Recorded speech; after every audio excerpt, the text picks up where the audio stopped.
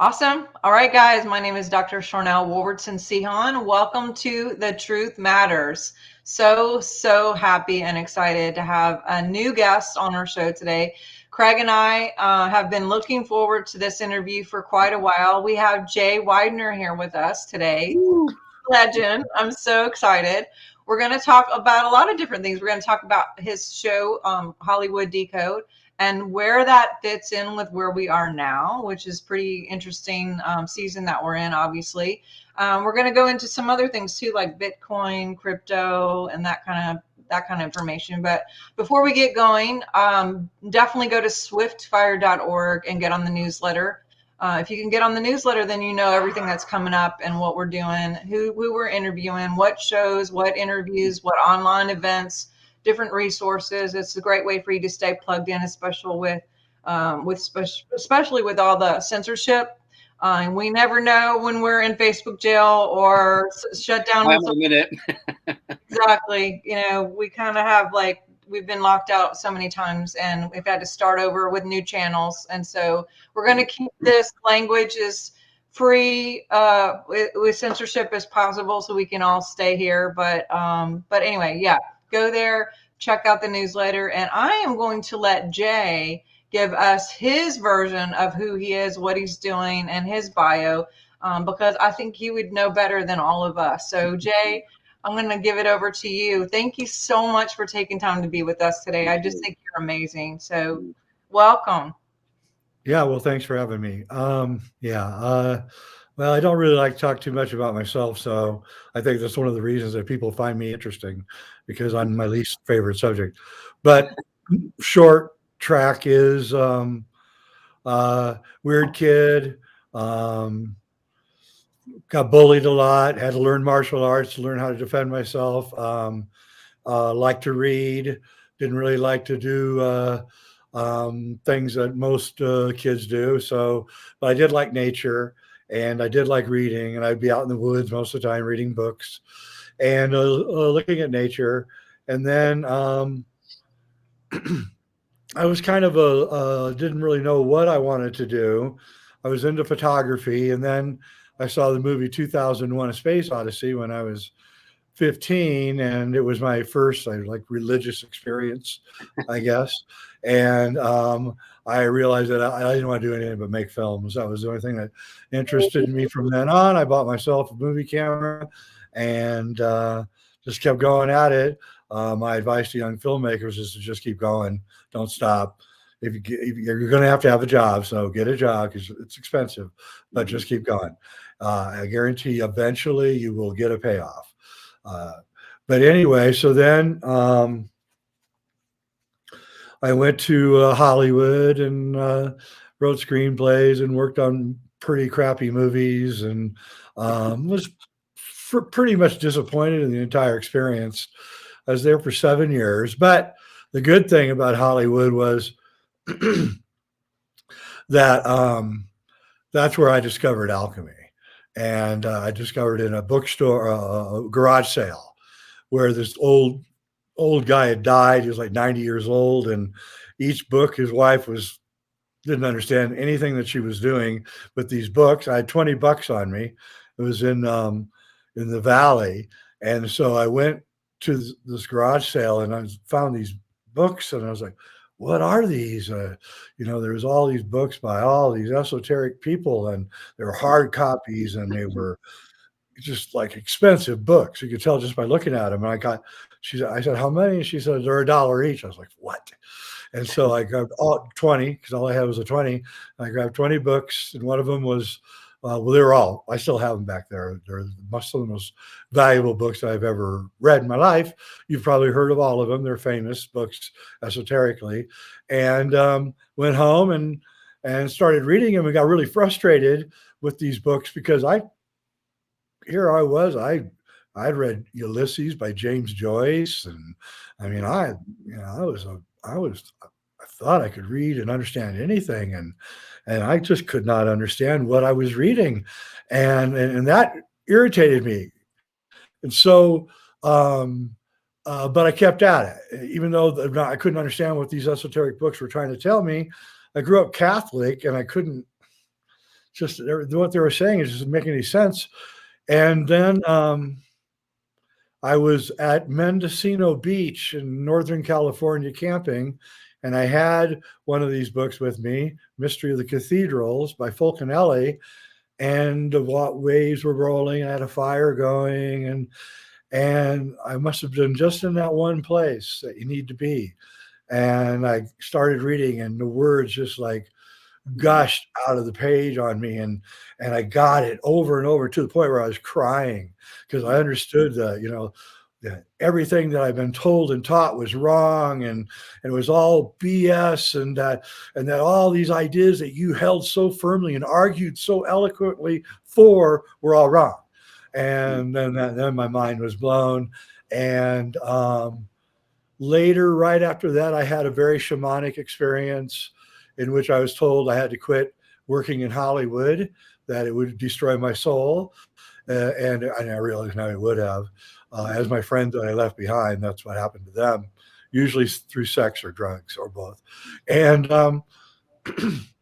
so I moved up into Washington State to get away from the big city. And like the first day that I was there, up in Seattle, I was going through the radio dial, FM, and just to see what kind of radio stations they had. And I hit this one, it was a far on the left side, like 89, 90.3 FM. And it was like an NPR college station. And I recognized the voice. And it was the guy who invested in one of my movies, a big record company in Los Angeles. And so I called him up. I said, "Hey, man, how you doing?" He says, "I'm doing great." He said, "Let's go out to lunch." We go out to lunch. He offers me a show. I've never been on the radio my entire life. He offers me a show on the spot, 6 hours a week, and says, "You can interview anybody you want." I go, "Anybody I want?" And he's like, "Yeah, anybody you want." Okay, we'll do it. So the very first show, I had Terrence McKenna. I had this top conspiracy theorist. What's his name? Peter. He's a teacher at Berkeley.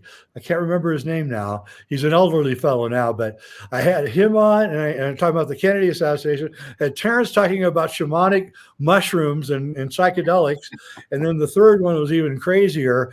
And then I got done, and I was like, I wonder what's going to happen now. And then the guy I know comes storming in the station. He's like, "What are you doing?" I said, "What do you mean?" "You're supposed to be talking about foreign policy." And I was like, "Oh, I'm not interested in any of that." And he said, "You're not?" And he said, "No, I'm interested in this stuff." And he said, "Well, I don't know. We'll give you 3 months. We'll see how it goes, because I don't think this is going to work." And so a couple of months go by. It's now fundraising time. And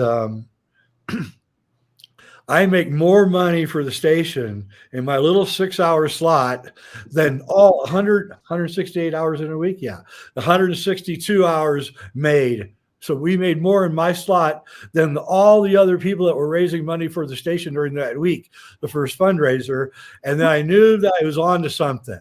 And that's when my career really started changing, because that's when I got a job at Gaia in the 90s and became their video development director. And then finally I did all the productions for Gaia from the startup as their streaming network in 2012 until I left in 2018.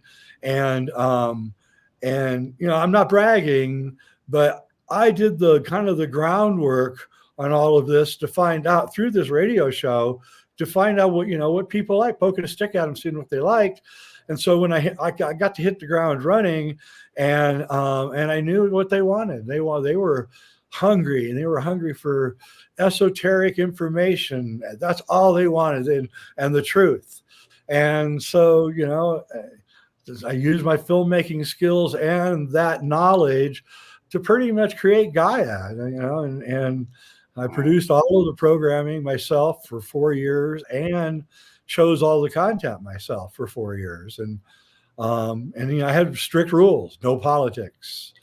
We're not going to do any politics. We're not doing any sexual identity stuff. We're not doing anything on abortion. We're not doing anything on racism. We're not touching any of those subjects. Just stay away from it. It's just poison. And because it just divides. And, the networks, this is what they like to play up. and I tried to become the anti-network network, and eventually, we got ground down by exterior forces, as probably everybody knows about by now, which, was guaranteed to happen because, I was warned. The CIA called me in 2015 at my desk at Gaia and said, you don't really think you can keep going on like this, do you? And I'm like, well, I didn't think I could. No, I kind of wondered when this was going to happen. And, and the guy was on my side. He wanted my stuff to go out. He said, there's a whole group within the intelligence agencies that really like this stuff being taught and discussed, and that they're rooting for it. And he told me he had my back, but he also told me a lot of stuff that, worried me. So they're going to pull dirty tricks on you. And they did. And right after he called me, the first dirty trick got pulled. So it's hard for us to break out of these shells. And I tested the system probably better than anybody else. I got further into what you might call the mainstream, taking this stuff into the mainstream. And, then eventually, now Gaia plays mostly channelers, and it's not as interesting as it was. As my friend, one of my good friends said, well, Jay, when you were running Gaia, it was like the coolest punk rock radio station ever. He said, now it's just easy listening. So I'm not criticizing Gaia because, they got Johnny Enoch on. He's pretty cool. Yeah. So it's still a good program. Just as a side note, just as a side note, in June in my hometown in Blackpool, there is an awakening conference here in the UK that obviously I think Gaia are sponsoring, and we've got the guy from Ancient Aliens, I always forget his name, Giorgio, Billy Carson, and Eric Van Daniken. So obviously I've got my platinum ticket, so I'm really looking forward to that. So, but it's just amazing that we're here speaking to the pioneer of it all, because Gaia was massive for me. Because Sharnael and I have a similar testimony where around 2016 we had kind of like, because we both come through religion and Christianity, and we didn't know each other at the time, but we kind of had like a spiritual awakening and the kind of hungry for more, and Gaia seemed to be there for us at that time. So from the bottom of my heart, thank you for doing that channel, because it's sensational and helped me kind of get grounded in this knowledge, which is all it is. It's just truth. It's just knowledge. The real purpose, there's several purposes. I remember, because everybody that worked there was like really nice Midwestern people. I grew up in the Midwest, and they're just nicest people on earth, but I had no idea what I was doing. And so I was spending a lot of time teaching them what I was doing. I'm talking about 40, 50 people, not a small amount of people, mostly young, much younger than me. And they'd say, well, why is this important? Right. And, there's kids or young people from the Midwest. And I was like, how do I explain this? Right. And so I said, there used to be wisdom schools. You would go there and you would pass some ritual initiations, and then they would teach you. They would teach you the Platonic solids. They would teach you about a lot of things that are deep but necessary in order for you to be able to function in the physical and spiritual world. And so, I said, that's what this is. This is the first worldwide mystery school. We're bringing in the best teachers, and everyone can have access to it. And then they say, oh, so what's the point? What's the end game here? And I said, the end game is not to change people. That's not the end game. The end game is to give people permission to have the thoughts that they're having. Because I remember how alone I felt, growing up after I'd read these books. I know I was in my 30s when I read these books, but I remember how lonely I was. And I would try to tell people, and they're like, look, what are you talking about, you crazy person? And I was living in LA, and nobody was spiritual at all. Or if it was this real strange, phony, kind of weird Hollywood spirituality, which I never got. And So that was really the point. And, and what happened to me was that I went, when I moved up to the Puget Sound area from Los Angeles in the late 80s, there was or late 80s. Yeah. There was a library, the Metaphysical Library. And it was just this little library in this little dumpy building in Capitol Hill area. And it was filled with like 10,000 books. And people just donate books.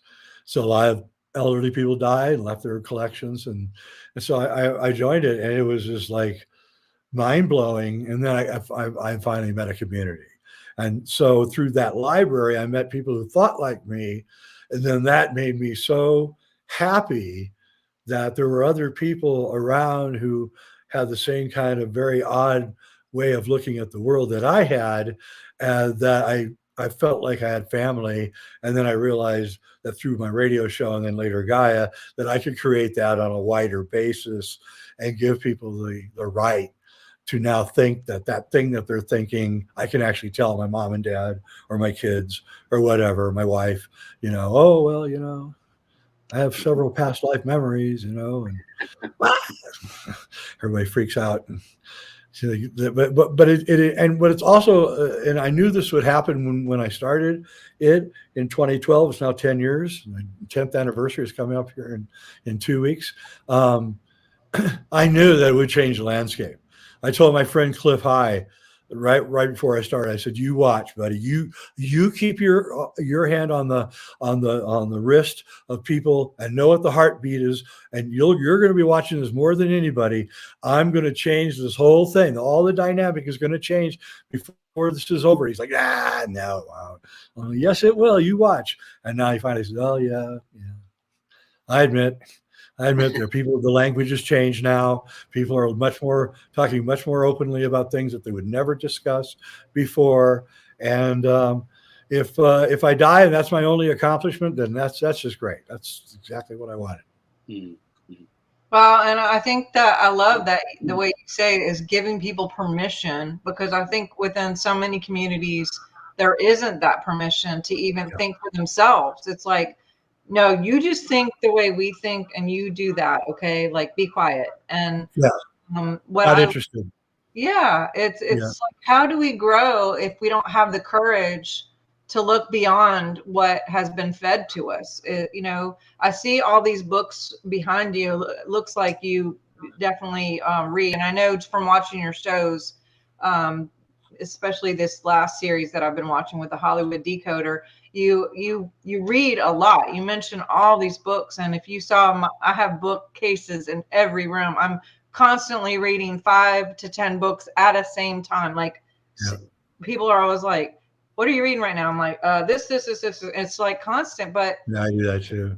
Thank God that we have the privilege of and the courage to look behind the veil, to look maybe at things that we maybe don't understand or are opposite to what we were told. And that's the kind of people we bring on our show too. And I mean, yeah, I think that's really cool that you have really pushed the envelope. And now, like you said, people are talking about things that they never would have 10 years ago. Like, it's just normal. Yeah, exactly. My plumber meditates in front of my pipes before he works on it. I'm like, "Really, dude?" He goes, "Yeah." He's sitting there meditating. Did I help you? Yeah, I got the problem now. I understand what we're doing. And That's amazing. Yeah, and what people have to understand, this is the most important thing of all, is that the universe is like a plastic medium, and you can maneuver it and make it and shape it and change it the way you want it to be. And if your intentions are good, it won't backfire on you. If your intentions are bad, that will backfire on you. So, I never practice black magic or wish curses on people or ever. I don't, because I know it's going to come back and get me if I did it. I've seen it happen to other people. So it. I had a good friend who's always doing that. He died at like 52. You know, I had a heart attack one day. I was like, yeah, I told you not to do that. So, you know, we have this amazing ability to reshape the reality. And if more and more people understand that one thing only, that's all you have to understand, that if I want to be a happy person, all I have to do is be a happy person. It's not really very hard.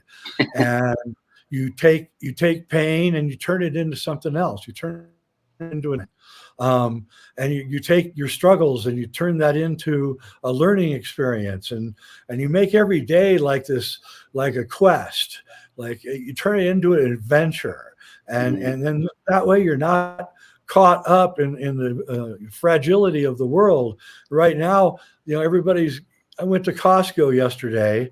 I hadn't gone there in like 3 months. I went to Costco yesterday, and I have never seen this. The line at the cash registers, 10, 15 cash registers going. Each line had 40 people with baskets filled to the top of food. Okay. And it was like literally 1,000 people there buying food. And it was only like 11 in the morning. They opened at 10. Right. And I was like, oh my God, what is going on? And I started talking to people. I was like, well, what are you doing? They go, World War III, man, World War III. And I'm like, holy crap. They've got them by it. They're taking them. They're maneuvering them. I felt terrible. I feel terrible. I feel, I'm going to say this. I don't really care who cares, who thinks what I'm saying is wrong. But I really feel sorry for the Russian people, because they're about to get really screwed. And they didn't do anything. They had nothing to do with any of this. And, you know, I feel sorry for the Ukrainian people too, because they didn't have anything to do with it. And they're crazy leaders who were going to put nuclear missiles on their soil and all this crazy stuff that they were talking. And, but I really don't think we're going to World War III. I just don't. I don't feel it. But I don't know. Yeah, our leaders are so incompetent. You never know these days. So you see that movie, Don't Look Up? Yes, we our leaders are kind of like that, you know. Yeah, we did a whole show on that, because it's like it's supposed to be satire, but I'm like, oh my God, this is real, and it is. That's why it's so good. But we've talked about this whole Russia-Ukraine thing several times, Craig and I, on different shows. Of, you know, I have some friends that I just got off the phone with that are American. They're Russian Americans. They've been here for decades, and they're actually hosting an exchange student right now from the Ukraine. And they both have one Ukrainian parent. So they have a Russian Ukrainian parent, and they're hosting this. And so they're getting all kinds of shit, like here in the States, just because of their Russian name. And here they are hosting the Ukrainian, have family that are Ukrainians. They just happen to be Russian living here, and they've been here for however long, since they were babies. And it's like the canceling of everything, and just the whole, like, you know, it's just crazy how all this stuff is. Weaponization of the monetary system is just outrageous. It should be outlawed everywhere. You cannot do that. That has ramifications that are so deep, and could cause starvation. And you know, one other thing I just want to say, and I really don't want to go on much further on this subject, but you know, America has been involved for 20 years. We were involved in Afghanistan, Iraq, Syria, Libya. We're overturning governments. We're killing hundreds of thousands of people. No one put any sanctions on us. No one condemned us. We got nothing out of it. And then we just left the countries behind, destitute, the destruction everywhere. And we never lifted a finger to help them after we left. So I don't know, you guys you got self-selected moralization is just not up my bag here. You know, I'm against all of it, and I think it all should stop. We're bigger than that. We're adults. We don't need to start shooting at each other. Absolutely. It just highlights how much the media and government collaboration controls people's minds. And that's what I love about. Sorry, go on, Sharnael. Go on. Sorry. This is a perfect example of what you were saying, how you felt bad for the Russians because they're doing all this stuff, and it's just really the crazy leaders, because just the whole like timeline of what you just gave of different things for events in the United States, I personally and you personally didn't make those decisions. This is like other people, we're all just kind of caught in the middle, and it's like, shit, I don't want to be here and I don't want to do all those things. But I have leaders who are doing that on for my behalf or whatever. And it's like, no, this is just for you to get money and weaponize the media to imagination, to use our own skills of imaginationary tools that we have within our DNA. Because if they just broadcast this, broadcast this, broadcast this, then we come into agreement with it. Then we start radiating it, and we're creating for them. They don't even have to do anything but just stick something on the news a billion times. And I think that that show, Don't Look Up, was pretty much like, yeah, because here the sky is falling, and they're like, Ariana Grande is breaking up with so and so, and nobody was even looking what was going on over here because everybody who, what kind of shoes is so and so wearing or whatever. It was the big thing. It's like, what, but we are creators, and we have this powerful way to manifest, and imagination to image a nation and or nations. They're just steering this narrative that anyway. But yeah, it sucks to be in the middle of it, and I'm so happy to see when people do wake up. I think some of it has been overplayed, and so that people are starting to wake up. But I do have a question about the movie. Since you were in Hollywood, and I know you have this whole decode thing, which I really love. Do you think that even the people who are making like that movie, for example, are they doing it to give us a heads up and to say like, look how stupid this is, or do you think that they're in on it? Because I've wondered that kind of stuff. Well, the movie Don't Look Up is a fun movie. It's underlying propaganda is not is bad. Because what it's saying is that if you don't absolutely believe the global warming religion, then you're one of these idiots. And I study long-term weather patterns, and I can tell you because of my research into alchemy, to be honest with you, and the cross of Henday. And so that forced me to go look at catastrophes in the past. And I can tell you, every 400 years, we go into a shitstorm. And we're in it now, 1600, right when the cross of Henday was built, warning us about these catastrophes.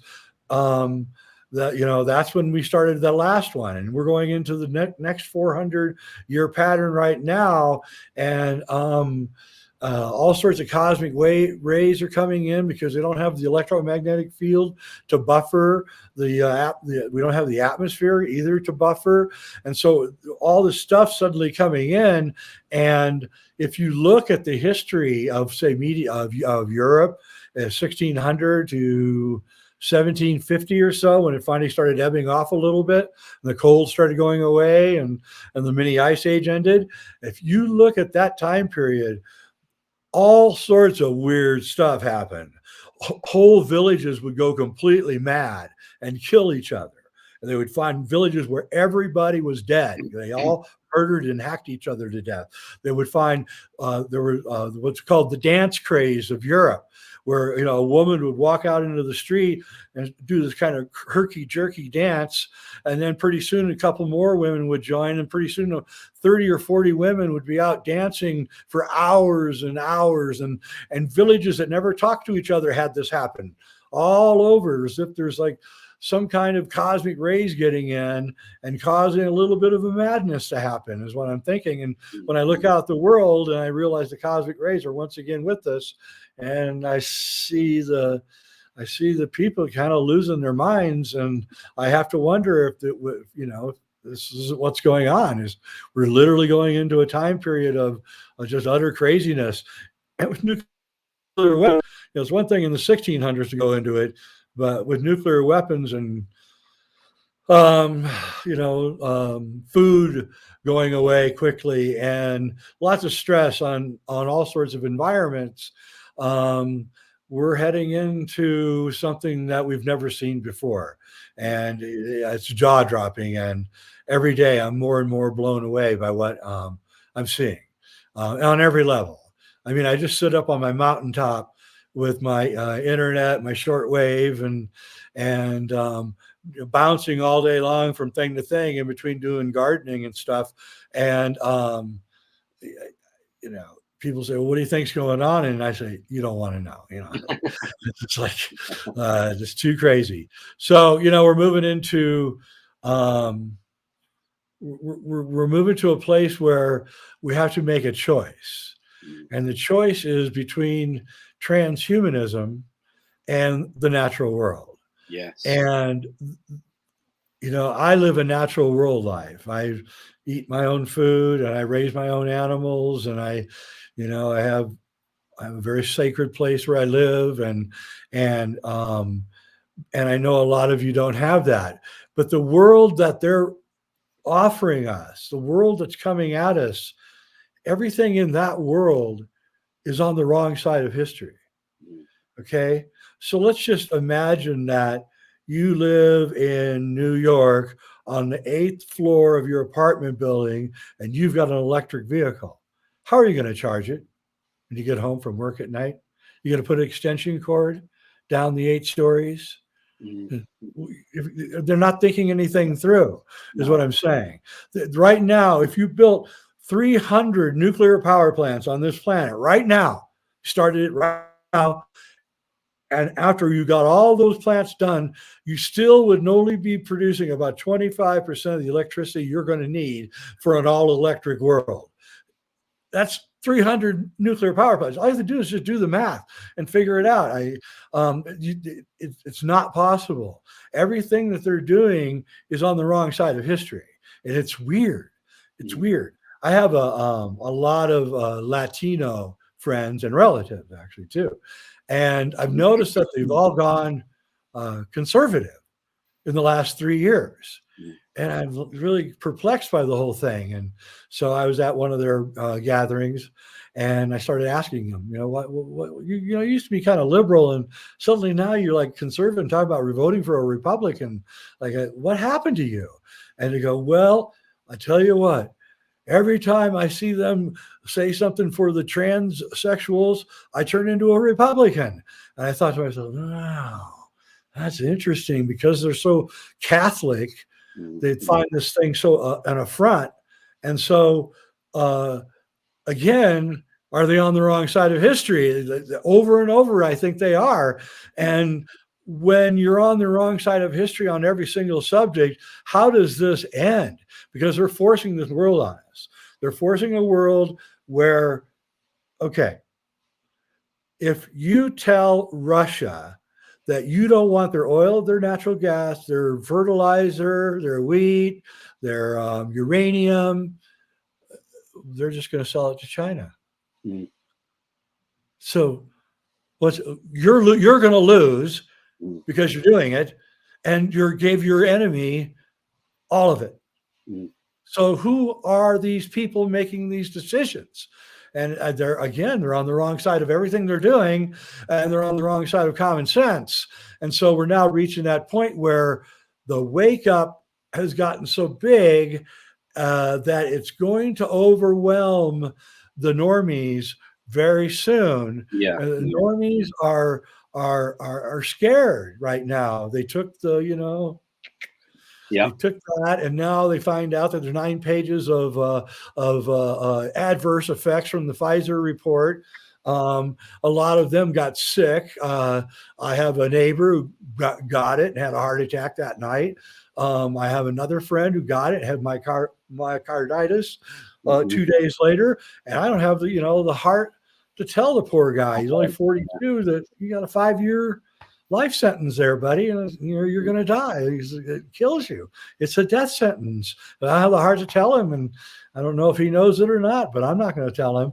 And so you're going to have a lot of really pissed off people coming in here now who realize that they took it and they don't know what they took, or they took it and now they're going to find out that what's in it is really, really bad, like fetal tissue, and I've heard all sorts of things. And the graphene's in it too, by the way.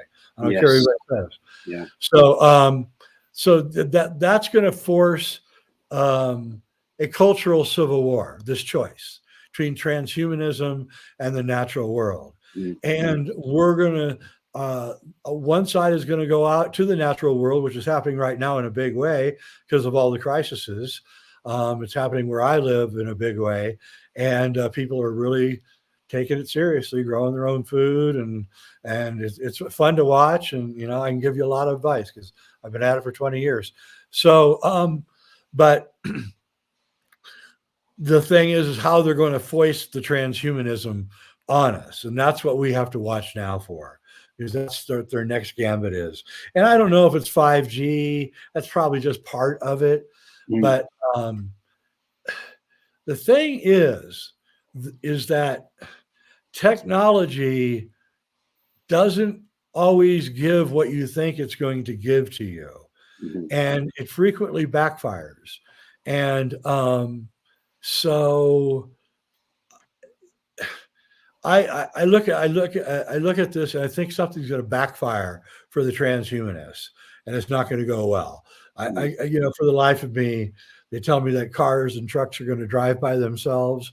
Well, I live in the Colorado Rockies, and in the winter, I want to see a driverless truck navigate the Colorado Rockies in the winter.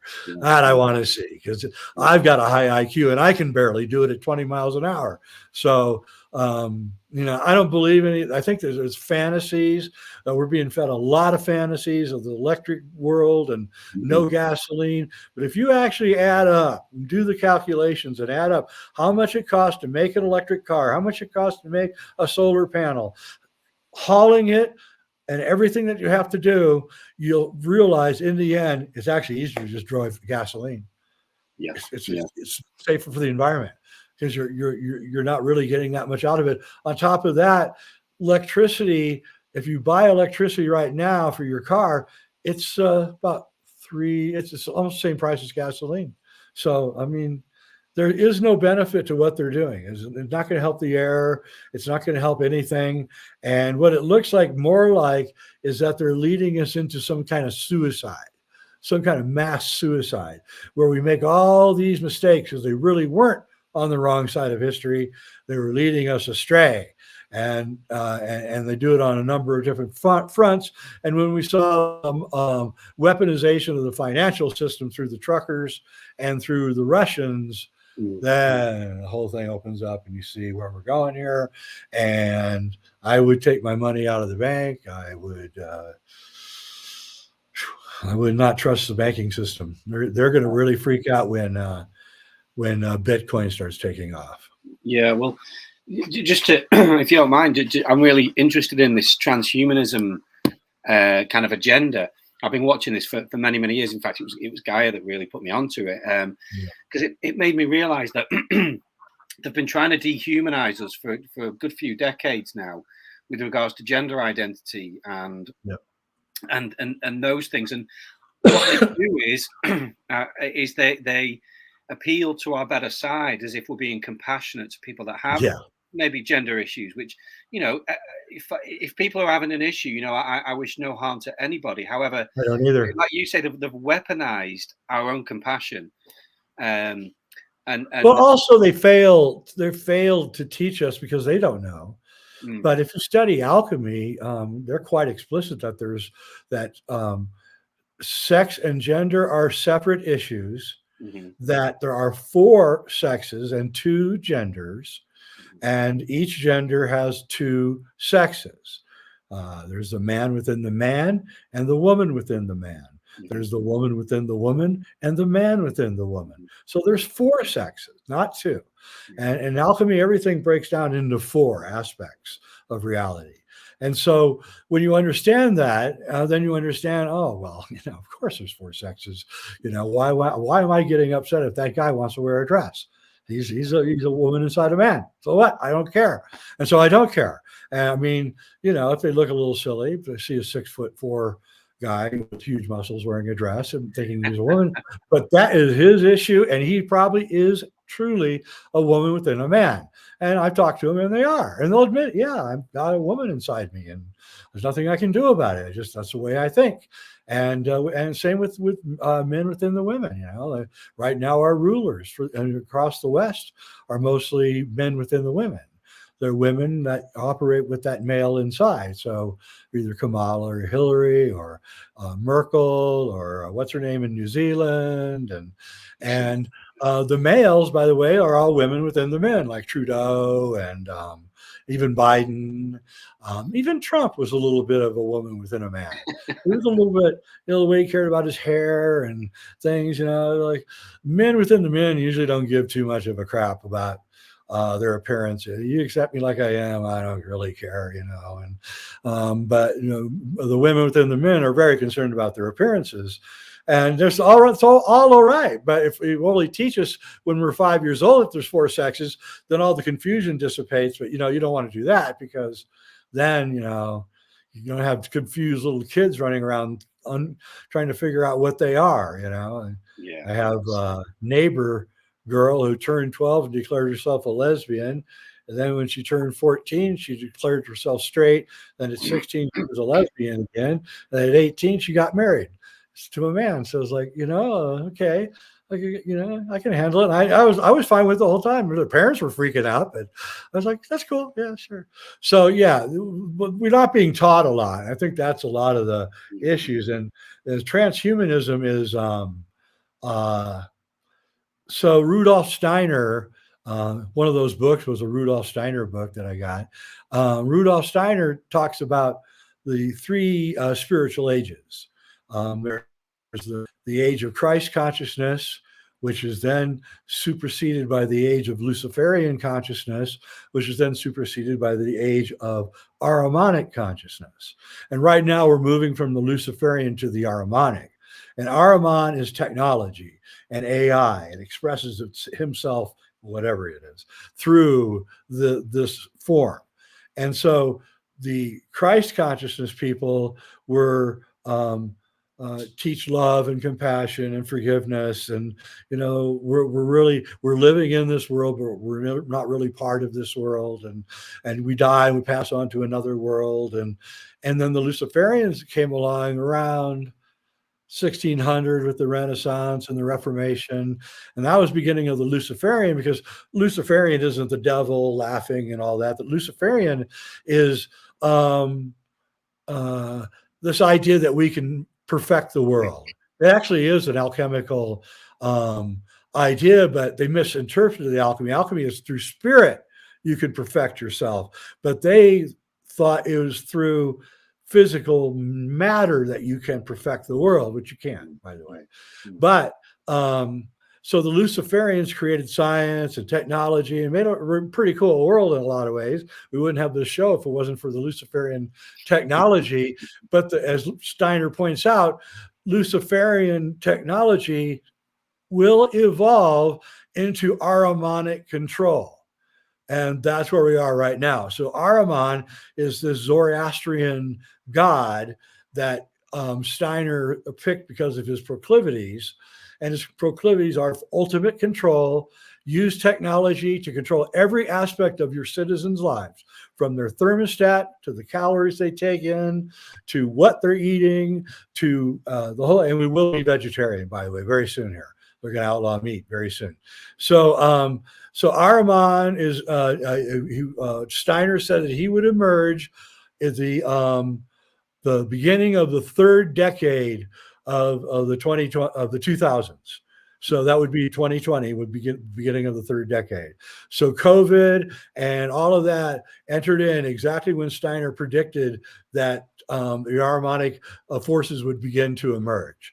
And so Ahrimanic forces are beginning to emerge, and they're forming into one cohesive thing. Like all the lines on the globe come up to the top and they all converge. So technology is converging with biotechnology, is converging with computers and AI, and they're all on this crash course going forward, spending billions and billions and billions of dollars to achieve this end. And we can't let that happen.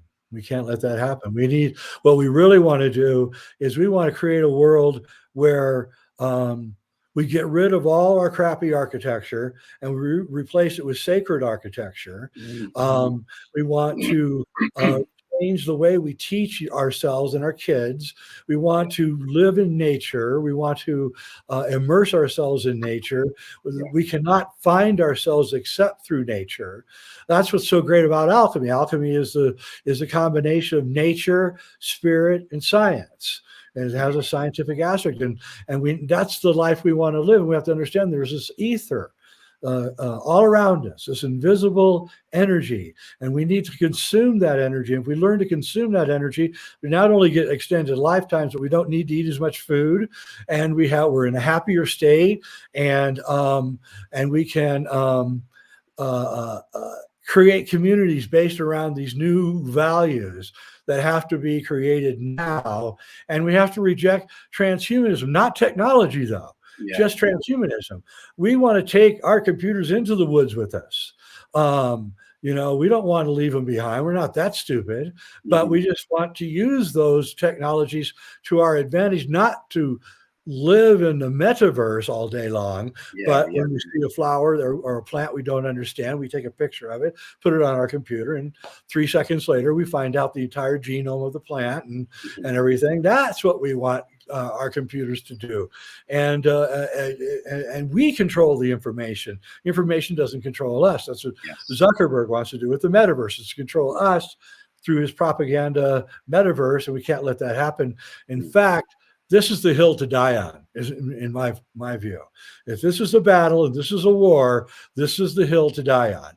And do not let ourselves slip in to their transhumanist world. We must do everything we can to stop it. And it's not hard. It's not hard. You can grow on 1 acre. You can grow enough food to feed a family of 4. If you just know how to do it the right way.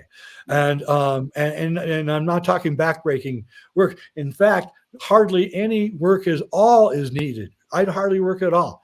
I plant the seeds, I put the water on, the water system, I come back maybe a couple of weeks later, de-weed, and it all runs by itself because it's a self-functioning way to garden. It's put together in a way that it just works on its own. And these things are easy. It's so easy now to live off the land. And you can get good solar panels, or you use wind, and there's a thermal, and there's all sorts of ways now to power. And, you know, we don't even use that much power because we just don't. I mean, and so that's the world, or this is the choice we have. Personally, the way they're passing around these laws and making regulations and canceling everybody out, I think we're going to have to go to this culture, because they're probably going to cancel out your ability to buy food if you don't have the right political viewpoints. And I know I certainly probably am one of those who's not going to score very high on their scoreboard there. And so, you know, that's one of the reasons I am independent, because I know I won't. I know I won't score very high on their coming, whatever it is, cultural scoreboard. And because I'll rate low because of my critique of the establishment and continuous critique of the establishment. And you know, in the boys in the World Economic Forum, they're preaching centralization of power. No, no, no. We don't want centralization of power. We want decentralization of power. That's what computers can do. That's what Bitcoin can do. We can decentralize immediately. If those truckers in Canada had used Bitcoin instead of GoFundMe, there'd been no problem. They would have gotten everything that they were looking for. The same thing, you know, in Russia. You know, if they would just switch over to Bitcoin, they'd find a million ways to get around everything that's happening to them. But people don't understand Bitcoin. So that's another thing that we have to teach, is because the guy that created Bitcoin, Satoshi, he understood about this decentralization, the great decentralization that's coming. You're not going to have the gas to drive the trucks to get the food. This is where we're going. And I don't know if it's a conspiracy. It probably is, but I don't know if it is, or they're just a bunch of screw ups. It could be that. But either way,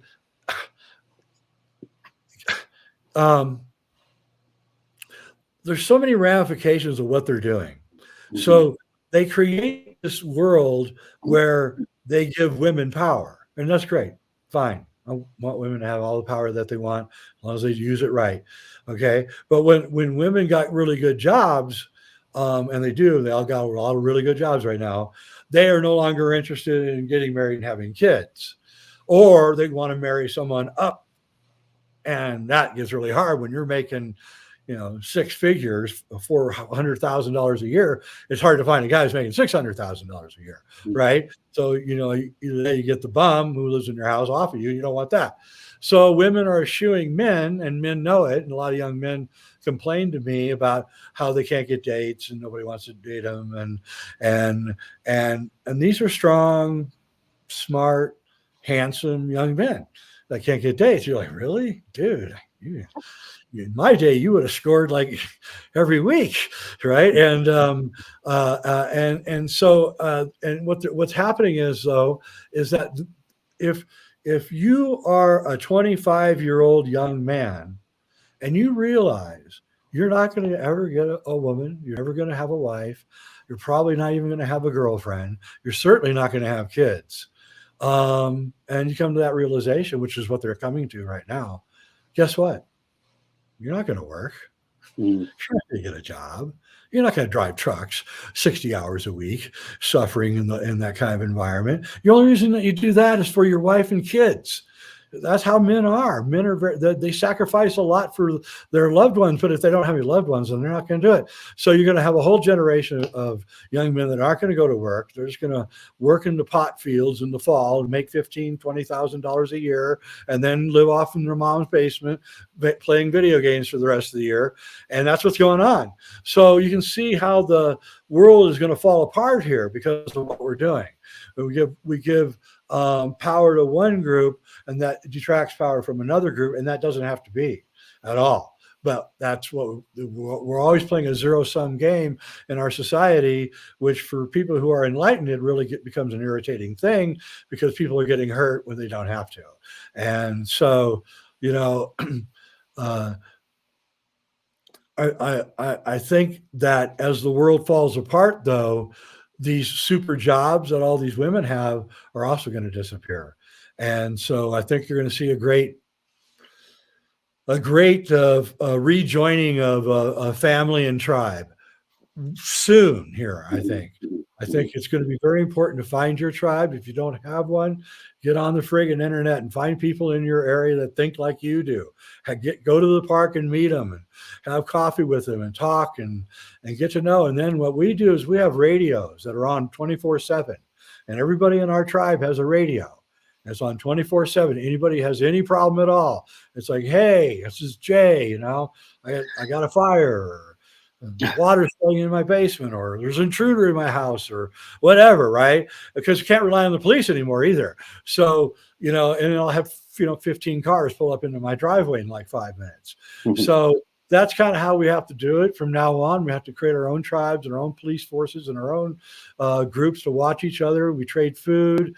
I have chickens that are laying way too many eggs for me, so I give them to somebody to get lettuce, and so this is the world that we're moving into, and it's a really, really much better place to be. And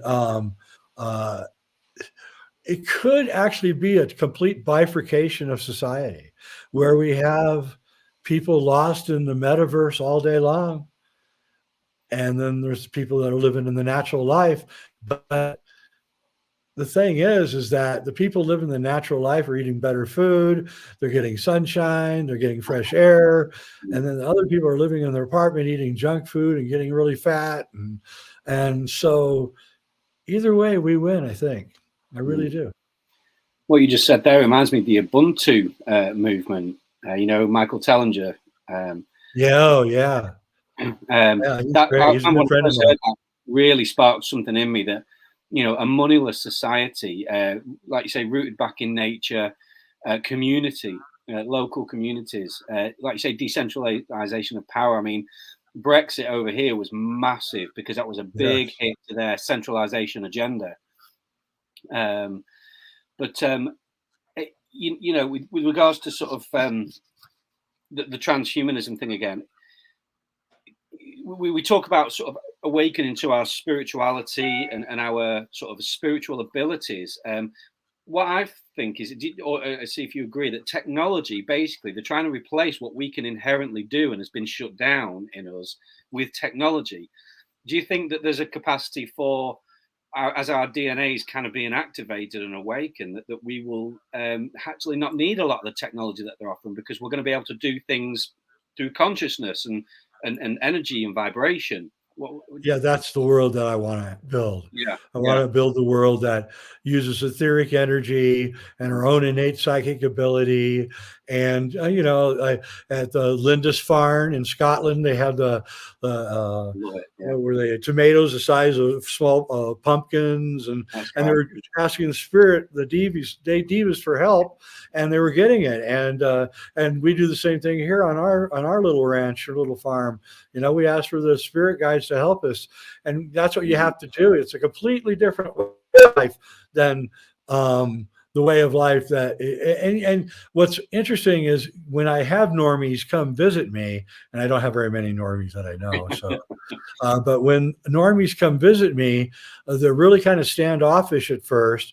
And you'll see my wife, going watering the garden, doing mantras, and we got statues all over the house and pyramids and crystals, and and they think we're really weird. But by the time they leave, if they stay with us a week, because we have a little trailer that we let our friends stay in. If they stay here a week, they're changed every time. By the end of they're like, oh yeah, I'm going to do this. I'm going to buy some land, and I'm going to come do this. And so it's a very appealing lifestyle.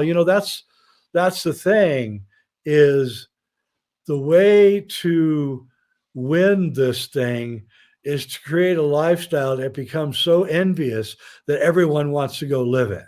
Yes. And so when the normies see it, then they drop their lifestyle and they go live it. And that's the way that we have to do. We have to show by example that we can do this. That was one of my big regrets as Gaia. I wanted to make a show of a tribe of people that were forming a community and growing their food, and I never got it off the ground. Everybody wanted me to do it, and I was going to do it. I was going to follow them for like 5 years, right, through the whole thing. But that was my big regret. Gaia, if you're listening, you can keep. That's a good idea. Do it.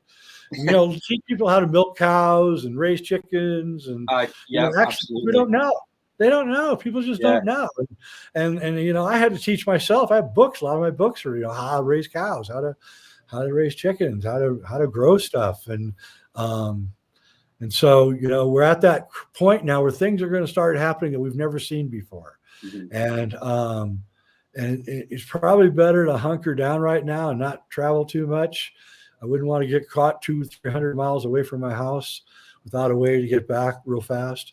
And so they're doing their move. That's all I'm going to say, because I don't know who the leader of Russia really is, and I really don't care. But I will say this: he made his move at a time that can only help the bad people in charge. That's all I can say. He made his move exactly at the right moment to help them the most. He did. Makes you wonder all these things about that guy. You've always got to wonder, wait a minute, he could have invaded 5 years ago, 2 years ago, but he waits until this exact moment when everything's starting to loosen up with the other stuff that was going on and everything. And now we're back in the crap again. And it's like, dang, man. Over here in the UK, it was literally to the day. It was to the day. I mean, the day the restrictions is the day Russia made their move. And it was just actually, what happened right before that? The news that they found the DNA sequence in the Moderna DNA in the COVID. That's right. In the COVID. Not the thing, the actual.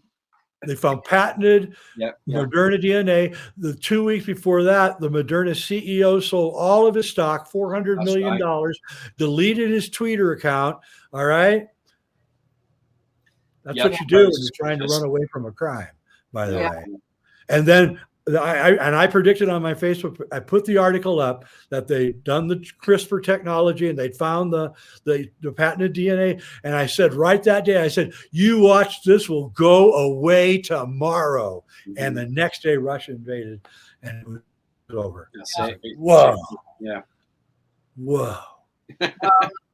Yeah, it's just like that movie again, going back to that. It's like, everybody look over here at the new shoes or the breakup or all the things, because over here we're doing something completely different to distract and to get you to, not to see what's really happening. But Well, just don't lose despair. Don't get despair. yes, It's not as bad as they're thinking it is. I know people in Ukraine. I talk to them. They've never heard a bomb. They've never heard a gun going off. They've never seen a tank. They've never seen an airplane. So it's not what you think it is. And it's the fog of war. Everybody is lying. Everybody is lying. Yeah. Both Yeah. sides. Mm-hmm. And even people that aren't involved are lying. So it's not what you think it is. Nothing is really what you think it is. As I like to say, if you hear information that is absolutely unbelievable, it probably is. So, I had some woman hysterically coming after me. The Russians bombed the nuclear power plant. The Russians bombed the nuclear power. And I said, no, they didn't. And she wrote back, how do you know? I said, because they wouldn't do that. No one would do that. No one in their right mind would do that. No. And then the next day, oh, it was a fire. Then the next day, oh, it was a fire in the office. Then the next day, it was a fire in some equipment outside, right? And so none of it was true. It was just all made up. It was a little tiny fire outside the building. Somebody reported the Russians blowing it up. So, don't. If you're watching the news, then you're going to be despairing, and that's exactly where they want you. Exactly. So get out in nature, take a walk in the woods, and don't watch their media. Yeah, I agree. Like I just have to make the point. It absolutely shocked me when there was those 11 supposed Ukrainian soldiers on some sort of island in the south of Ukraine or something, and there was a Russian warship, and the story was that they said get off the island, we're taking it. They said no, Russia obliterated them. 2 days later, oh no, they didn't do that. Anyway, look at their handbag or whatever. It just didn't happen. They were alive, and it's just like the level of lies and propaganda is just shocking. It really is. I remember. Oh, you're probably not old enough, but when the first Gulf War, we had Saddam Hussein's men went into the birthplaces and the hospitals and pulled the babies out of incubators. Remember? They're telling, they throw 50 babies out of their incubators. And, I was like, come on, they didn't do that. We know they didn't do that. And they didn't. And so it's what they do, Yeah. And all sides are bad at it. So exactly. We can't trust our side. We certainly can't trust our media. Fox News has gone full warmonger. MSNBC's gone full warmonger. New York Times, LA Times, they're all turned into, I don't know what happened to these people. It's like not one of them will pick up a gun and go fight for the Ukrainians, but boy, they sure are willing to send somebody else to die. Yeah, exactly. Yeah. Yes. Anyway, I don't want anybody to be bummed out. That's my whole point. And there's no reason to be bummed out. I believe we're going to be all right. We're going to be all right.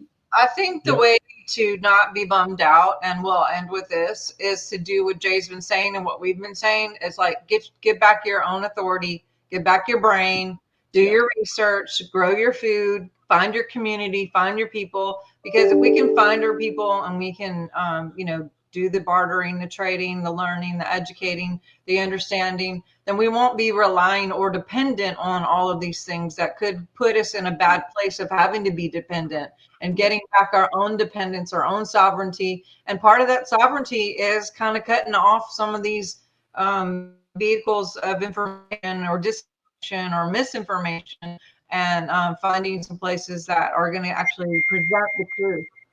So if we have a presented truth, then people can pick and choose what they want, from there. They can go just like the stuff that I won't mention, but, people have a choice. And being in the medical field, for the last 2 years, I've seen all kinds of stuff and stuff that people have all left the medical field, many.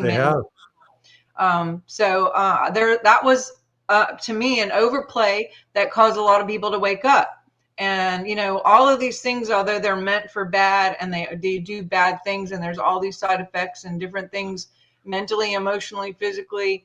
But I think it's also overplaying to where people are like, wait a minute, and they feel duped and they realize, and maybe they won't do it a second time. Maybe, that's one thing that kind of like concerned me is for 2 years, all these people waking up, especially in the last 2 years, 3 years almost now, to now come up with this scenario of, you know, war and blah blah blah. It's like, really, you believe it now? You know, you started to not believe it, and I was getting you. I was starting. Now you're just jumping right into this new thing. But anyway, that's a whole different thing. But so, how do people find you? You know, because I know you're in Colorado, and we're not going to say where you live, but you have some great information. You have your YouTube website. Like, where can people find you to get your resources and connect with you further? Well, I've got my jweidner.com is got all my free articles, and then all my stuff is either at sacredmysteries.com, which is my films and videos, and then they're also on Gaia. All my films, Hollywood Decoded, Infinity, Kubrick's Odyssey, a bunch more, Healing the Luminous Body. And then also I have my reality check show on YouTube, which somehow I've managed to stay on without getting killed. And I hit over 20,000 subs the other day, which was amazing. And I know YouTube just hates my guts, but I think I'm out clevering them by not talking about some of this stuff. So that's it. That's how you get me. I'm basically just doing my YouTube show from now on, because I'm just trying to get out this information that needs to get out before they shut everything down. Yeah. That's kind of what it is. And that's what I'm doing.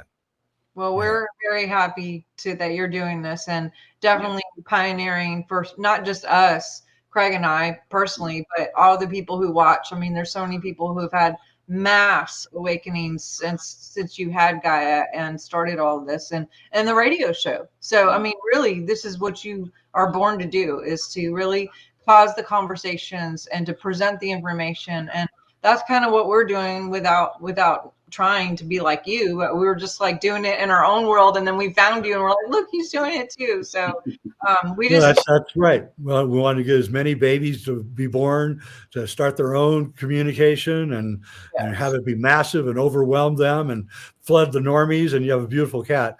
And so the number one thing is to unnormalize the normies. Yes, I agree. Yeah. Love it.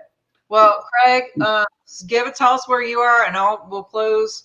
You have your crystal shop in the check out my crystal shop. Run with my wife, crystalfalls.co.uk, UK-based online crystal shop.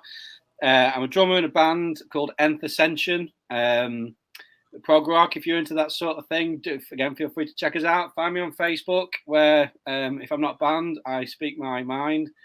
So I'm happy to connect. And Jay, I thank you so much for meeting with us. I'm super happy that you agreed to do it, and wonderful information you've brought. Yes. Yeah, well, it's great to be here. Yes, and you guys can get me at swiftfire.org. Grab that newsletter. Also, my audio for the book Science of Miracles just came out, so you can grab that too if you go to swiftfire.org. We're gonna have you back, Jay. If you'd come back, I'd love to have you back, and we can maybe talk about ancient sites or something else different. But thank you guys again, and we will look forward to the next time. You guys have a great week, and appreciate you so much. Talk soon. Sounds good. Bye-bye. Thank you.